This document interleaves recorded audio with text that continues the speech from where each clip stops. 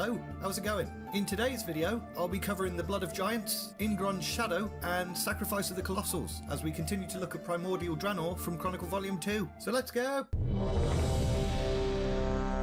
Whilst Grond and the Spore Mounds had been fighting, bits had fallen off them, and become new types of creatures. Zang, Nanu and Batan's bits had become a number of things, but the strongest of these things were the lumbering giants called the Genosaur. Bits from Grond also arose as sentient beings called the Colossals, but there's no pictures of them, so for the purpose of this video, we'll be using this really disturbing looking rock with a face.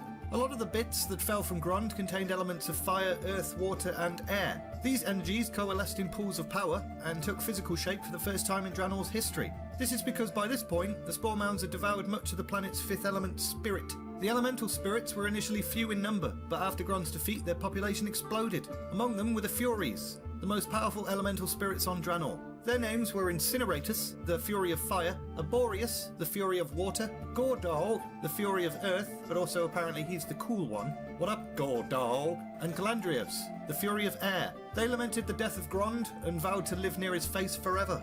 This home would be known to future mortal cultures as the Throne of the Elements. But anyway, let's focus the rest of the video on this attractive fellow, shall we? These guys weren't as mighty as Grond, but there were buttloads of them. Agrimar, who was still watching at this point, was confident that the Colossals could beat Batan, but they'd need his help to do it. So he created immense stone discs from Grond's remains and branded them with Titan runes of power. He then fused these discs into the Colossals, like plates of armour. This flooded the giants with energy, enhancing their strength and resilience. And it's a good thing Agrimar did this, because Batan and the Genosaur were currently cultivating the Evergrowth and reclaiming territories destroyed by Grond. Agrimar had learned much by observing Grond's battle with the Spore Mounds. He imparted this wisdom of their strength and weaknesses on the Colossals, and then unleashed them. As they began their march, he sensed a ripple of energy through the great dark beyond. A constellar had been killed. He said his goodbyes to the Colossals and vowed to return before setting off to investigate. But we know how that works out for him. He's not coming back to Draenor. The Colossals had a little brain trust meeting to discuss how best to deal with Batan. Attacking it and its army of Genosaur within the Evergrowth would be suicide. That's where Batan was at its most powerful,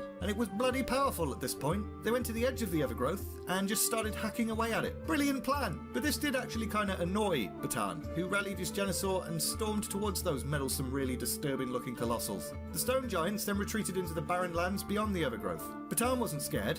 These Colossals were pale imitations of Grond. As he left the borders of the Evergrowth, the Colossals attacked. Many of them had hid in order to mask their numbers. The following battles went on for thousands of years. As Colossals died, bits fell off them, and these bits became a new creature called Magnaron. A lot of the creatures on Draenor are just bits that fell off creatures' bits. The Colossals called on the Magnaron to join the fight, but these creatures weren't that smart and felt no loyalty to them. They kinda just went, sod off, you ugly rocks with faces, and buggered off to find a volcano or something. But they did fight some Genosaur if they got in the way, so that was nice of them. The Colossals' numbers were dwindling and things weren't looking great. They gathered to make a final stand and then came up with a new plan. The discs Agrimar had fused to them contained immense power, and that might actually come in handy. So, they bloody ran into the Evergrowth, and they grabbed Batan and clung onto it as tight as they could. And Batan was like, ugh.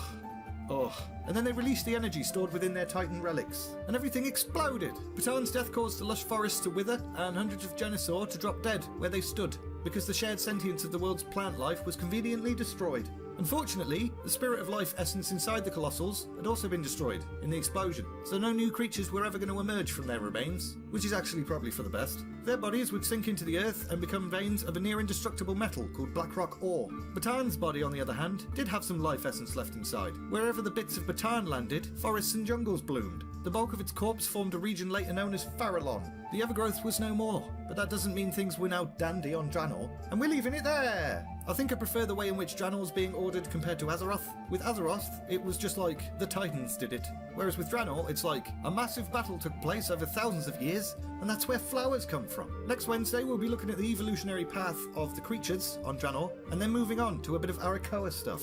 So if you want to see that, make sure you're subscribed, and I'll see you next week. If you enjoyed this video, press the like button, talk to me in the comments, and all that's left to say is, thanks very much for watching, and see ya!